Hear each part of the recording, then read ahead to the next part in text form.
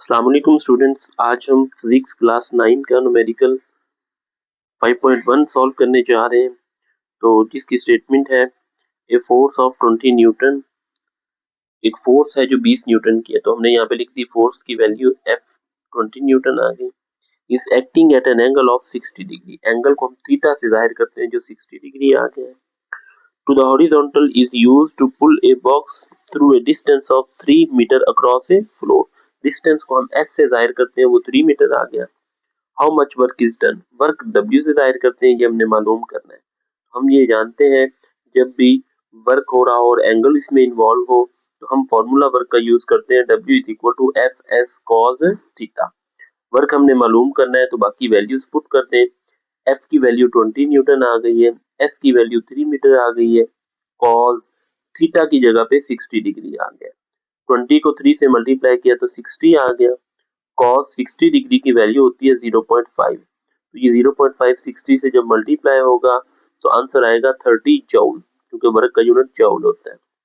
ये हमारे पास numerical solve हो गया 5.1। इसी तरीके से मैं स्टेटमेंट पढ़ता हूँ 5.2 की, और ये उसका सोल्यूशन हमारे पास है और ये आपको समझाता हूँ।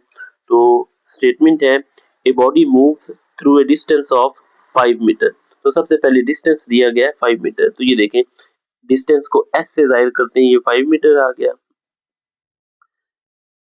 नेक्स्ट लिखा हुआ है in a straight line under the action of a force of 8 Newton's.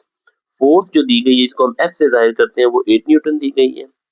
If the work done is 20 joules, अगर वर्क जो है वो 20 जूल हो, W आ गया 20 joules. Find the angle which the force makes with the direction of motion of the body.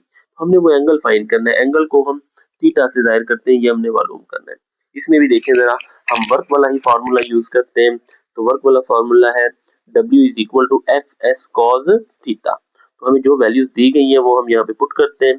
तो W की value जो हमें दी गई है वो 20 दी गई है, ये देखें जरा, बराबर F की जगह पे आ गया 8, क्योंकि F की वैल्यू 8 न्यूटन दी गई है। S की जगह पे आ गया 5, ये देखें क्योंकि डिस्टेंस की वैल्यू 5 मीटर दी गई थी। cos theta as it is आ गया। अब 8 को 5 से मल्टीप्लाई किया तो 40 आ गया। अब ये वाला 40 इस साइड पे आके जब डिवाइड होगा 20 के नीचे तो ये बनेगा 1/2, और 1/2 को जब हम सॉल्व करते हैं तो 0.5 इक्वल cos थीटा। थीटा हमने असल में वो वैल्यू है एंगल की जो मालूम करनी है। अब cos थीटा यहाँ पे मौजूद है, थीटा यहीं पे रहने दे, cos को जब दूसरी साइड पे लेके जाएंगे इक्वल के तो ये बनता है cos इनवर्स।